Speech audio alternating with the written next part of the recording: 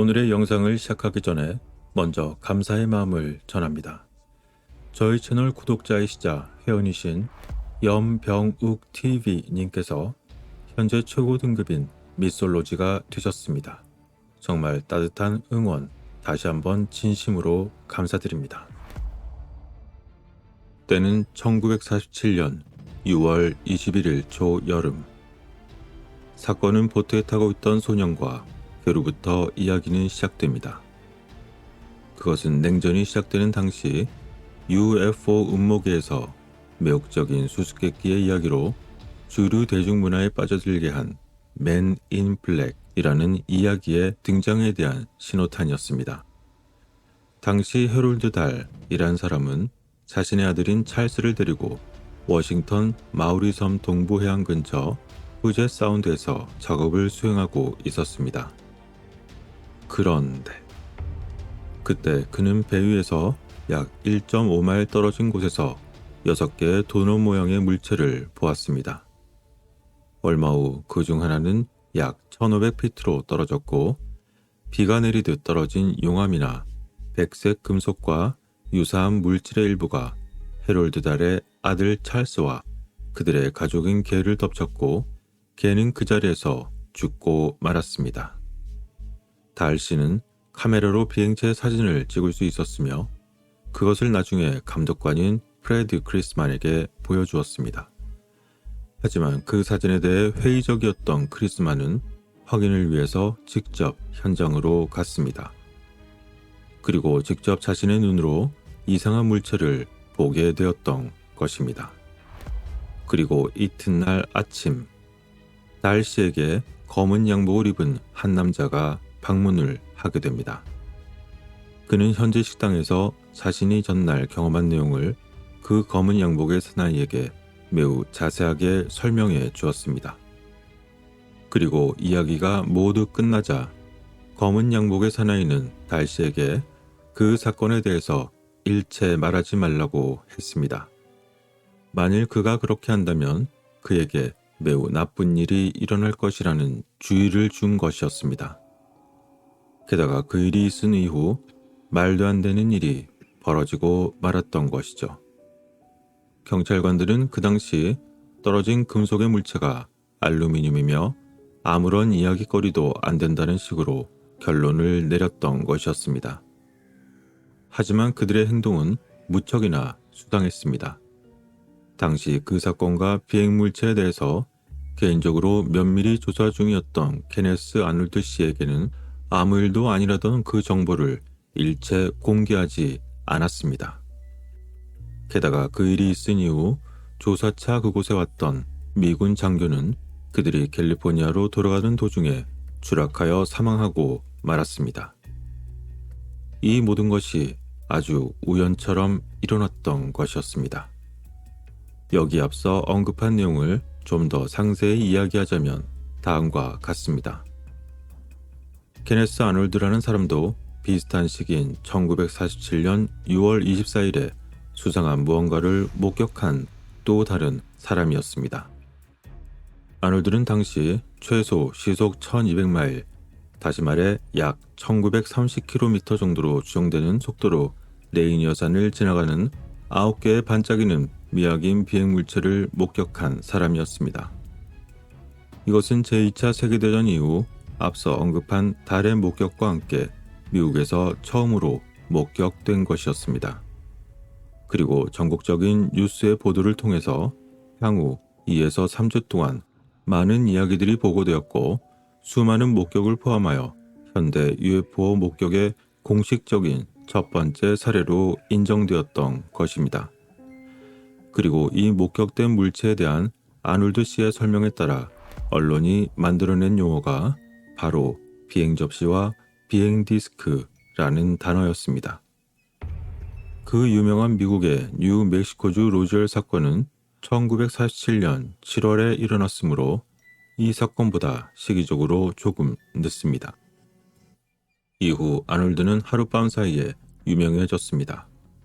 그에 따른 나중에 1만 통이 넘는 편지와 끊임없는 전화를 받은 당시의 상황을 회상하기도 했습니다. 한편 아놀드는 어메이징 스토리의 편집자인 레이몬드 팔머 씨에게 연락을 취한 적이 있었습니다. 그때 팔머 씨는 아놀드에게 비행 접시의 조각을 소유한 것으로 보고된 타코마의 두 항구에 서 있었던 남자에 대한 이야기를 그에게 좀 더 조사해달라고 요청하며 조사자금 명목으로 $200를 보냈습니다. 그리고 조사한 결과 당시 수상한 물체 중 하나가 그 중심 안쪽 어딘가에서 수천 장이 넘는 신문처럼 보이는 것을 뿜어내기 시작했다는 것이었습니다. 하지만 이 신문처럼 보이는 것은 매우 가벼운 무게의 금속으로 판명된 흰색 유형의 금속이었습니다. 그때 항구에 있던 남자가 바로 앞에서 언급한 해롤드 달과 같이 있던 사람이었습니다.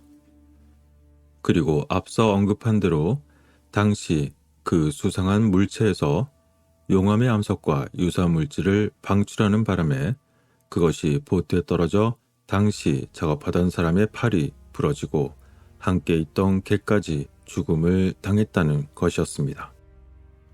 그리고 아놀드는 마우리 섬에서 그 수상한 잔해를 회수하고 목격했다고 보고한 항구 관리인의 동료인 프레드 크리스만을 인터뷰하게 되었습니다. 그러자 크리스만은 아놀드에게 자신이 가지고 있던 백색의 금속 잔해를 보여주었습니다. 이후에 아놀드는 공군에 연락했고 2명의 장교가 곧 조사를 위해 도착하게 되었습니다. 그리고 앞서 말씀드린 대로 장교들은 미군 A2의 정보관이었는데 그들은 인터뷰를 진행하고 파편을 수집한 후에 기지로 돌아가기 위해 비행기를 이륙시켰던 것이었습니다. 하지만 8월 1일, 이른 시간에 두 장교는 캘리포니아로 돌아가던 길에 자신들이 조종하던 B-25가 워싱턴주 켈소 외곽에서 그만 추락하여 앞서 언급한 대로 사망하고 말았던 것이었습니다. 이처럼 당시 비행기는 원인 모를 화재를 당하여 추락하면서 두 장교가 죽었고 그렇게 UFO에 대한 주장은 조용해졌습니다. 그러나 1947년 6월 그 이후로도 9개의 우주선을 추가로 3번 이상 목격된 사례가 있었고 또한 로젤 사건도 터졌던 것입니다. 하지만 나중에 1956년 공군 장교인 에드워드 러펠드 씨는 이러한 마우리섬 미스터리 전체가 더러운 사기극이라고 주장하기도 했습니다. 또한 이러한 세부적인 사정이 있은 이후에 FBI는 이 사건을 조사하고 크림슨과 달의 목격이 사기라고 결론을 내리게 되었습니다. 그런데 그들이 작성한 내부 문서에서 매우 이상한 내용이 발견이 되었습니다. 그것에는 이렇게 적혀 있었습니다. 만일 달씨가 당국의 의문을 품는다면 그 문제에 대해 문제를 일으킬 수 있으므로 사기라고 말할 것이라고 기록한 것이 밝혀졌던 것이죠. 그리고 이 사건에 등장한 검은색 정장을 입은 남자에 대한 언급은 나중에 그레이 바커의 책 그들은 비행 접시에 대해 너무 많이 알고 있다에서 다시 발표가 되어 유명한 만화 시리즈와 블록버스터 영화에서 맨 인 블랙의 이미지들과 함께 미국의 대중문화로 확산되는 계기가 되었습니다. 맨 인 블랙은 대개 하나의 주요 목적을 가지고 있는 것처럼 보였습니다. 그것은 이상하고 초자연적인 현상을 목격하는 것입니다. 그들은 거의 항상 검은색의 정장과 모자에 검은색 선글라스를 쓰고 검은 차를 몰았으며 2개에서 3개의 그룹으로 현장에 도착하곤 했습니다. 어떤 사람들은 그들을 FBI 요원으로 묘사하는 반면에 다른 사람들은 맨 인 블랙이라고 보이는 그 사람들이 매우 이상한 외모를 가지고 있다고 생각했습니다. 그들은 때론 빛나는 눈과 이상한 안색을 가지고 있었고 초자연적인 특징을 가지고 있는 것처럼 보였기 때문이었습니다. 그리고 그 사건에 대해 뉴욕타임즈에서 필 패튼 씨는 다음과 같이 이야기하기도 했습니다. 첫 번째 언론 보도에서 시작하여 민속의 이야기로 그리고 만화책으로 지금 영화로 변신한 그 이야기는 신화가 어떻게 점차 변형되는지를 보여줍니다. 라고 말이죠. 그리고 최초의 사건으로부터 50여 년이 흘러 1997년에 맨 인 블랙이라는 영화가 출시가 되었던 것입니다. 마우리섬 사건 발생 이후 1949년 정부 보고서에서 그것이 비행 접시라고 기록된 것처럼 이 사건은 처음으로 비행 접시에 대해 널리 알려진 목격이었고 직접 접시 파편에 사람이 다치게 된 사건이기도 했던 것입니다. 그렇게 마우리 섬의 이야기는 세간에 거의 주목을 받지 못하다가 그레이 바커가 쓴 책에 의해서 마우리 섬 사건에 관한 보고서 파일에 대해 이야기가 나왔던 것이었습니다. 바커 씨는 달씨를 근처 식당으로 아침 식사를 위해 데려갔었던 검은 양복을 입은 남자와 1953년 알버트 벤더라는 젊은 UFO 조사가를 방문한 것으로 추정되는 검은 옷을 입은 3명의 남자 사이의 관계를 서로 연결시켰던 것이었습니다. 목격자 아놀드가 UFO의 시대를 시작한 것이라면 당시 이상한 물체에 관심이 많았던 벤더는 자신은 검은 복장 남성들에 의해서 재앙 같은 고통을 받았음을 시사했습니다. 벤더는 자신을 찾아온 검은 복장의 남자들을 다음과 같이 묘사했는데 검은색 정장을 입은 세 남자가 얼굴에 위협적인 표정을 지으며 내게 다가왔고 고압적인 특정한 요구를 하였다. 라고 말이죠.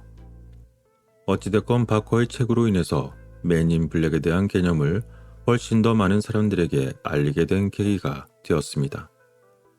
그 책이 출판되기 전에 비행 접시와 관련된 커뮤니케이션 그룹을 제외하고는 어느 누구도 벤더 씨 또는 그를 방문한 맨 인 블랙의 사나이에 대해 들어본 적이 없었기 때문입니다. 그리고 이후에 1962년에 벤더 씨가 쓴 비행 접시와 세 남자에서 바커 씨보다 맨 인 블랙을 훨씬 더 무서운 대상으로 묘사하게 되었던 것이죠. 그 내용은 다음과 같습니다. 그들은 성직자처럼 보였지만 홈버그의 스타일과 비슷한 모자를 썼습니다. 모자로 인해 얼굴이 부분적으로 가려져 분명하게 식별할 수는 없었지만 그들 모두 갑자기 눈이 손전등의 전구처럼 밝아졌습니다. 그리고 내 눈에 그것으로 인해 통증이 왔고 나는 거의 그것을 참기 어려워졌을 때 그것들은 마치 내 영혼을 태우는 것처럼 느껴졌습니다. 라고 말이죠. 이러한 그들의 목격 및 경험들과 함께 여전히 검은 복장의 그들에 대해서 외계인이나 혹은 극비 기밀부서 사람들이라는 등등의 이야기가 있었지만 아직 그 실체는 밝혀지지 않았습니다. 과연 그 검은 복장의 남자들은 누구였을까요? 오늘날에도 그들은 여전히 활동하고 있다는 이야기는 있지만 단지 유행처럼 번진 하나의 재미있는 이야기로 남아있을 뿐일까요? 모든 판단은 여러분들의 몫입니다. 다음 영상에서 뵙겠습니다.